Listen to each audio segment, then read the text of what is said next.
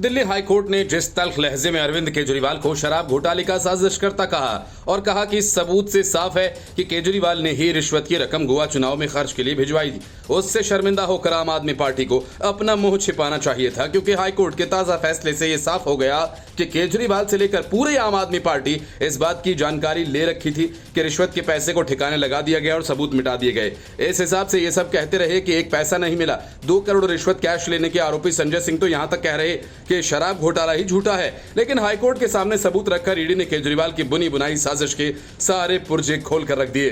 Delhi high court ने इस वजह से अरविंद केजरीवाल की याचिका को खारिज कर दिया, लेकिन इससे शर्मिंदा होने की जगह आम आदमी पार्टी अब भी बातें बना रही है और इसका इरादा दिल्ली हाईकोर्ट के फैसले को सुप्रीम कोर्ट में चुनौती देने का है। सूत्रों का कहना है कि अभिषेक मनु सिंघवी हाईकोर्ट में मिली करारी मात के बाद अब सुप्रीम कोर्ट में याचिका डालने की तैयारी कर रहे हैं। मतलब बुधवार को केजरीवाल की तरफ से सुप्रीम कोर्ट में याचिका दाखिल की जाएगी।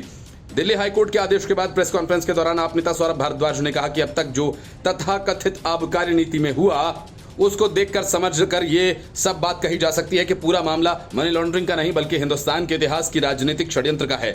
उन्होंने कहा कि सबसे ज्यादा वोटों से सीटों से जीतने वाले सीएम को उनकी 2 सरकारों को नष्ट करने का बड़ा षड्यंत्र है। हजारों करोड़ की बात थी, फिर सैकड़ों करोड़ की बात थी, फिर 100 करोड़ रुपए की बात थी, लेकिन 1 रुपया भी रिकवरी नहीं हुई। तो जांच पर सवाल खड़े होते हैं। सौरभ भारद्वाज ने कहा कि गवाहों की गवाही कैसे ली गई, बार बार कोर्ट के सामने ये बात आई है। कैसे गवाहों पर दबाव डालकर वो कहलवाया गया कि ईडी कह रही है। चंदन रेड्डी जिसका बयान बदलवाने के लिए दबाव डाला गया, उनको इतना मारा गया कि उनके कान के पर्दे फट गए। अरुण पिल्लई की गवाही बदलने के लिए उन्हें डराया, धमकाया। न्यायमूर्ति स्वर्णकांत शर्मा ने फैसला सुनाते हुए कहा कि अदालत का मानना है कि अरविंद केजरीवाल की गिरफ्तारी कानूनी प्रावधानों का उल्लंघन नहीं थी। रिमांड को अवैध नहीं ठहराया जा सकता।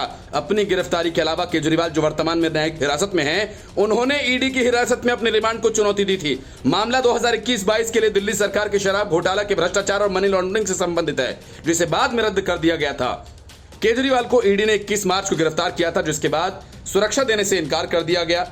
कुछ घंटों बाद ही हाईकोर्ट ने उन्हें मनी लॉन्ड्रिंग मामले में ईडी की कार्रवाई से सुरक्षा देने से इनकार कर दिया था। ईडी की हिरासत की अवधि समाप्त होने पर ट्रायल कोर्ट में पेश किए जाने के बाद उन्हें 1 अप्रैल को मामले में न्यायिक हिरासत में भेज दिया गया था। Bureau report, news of India.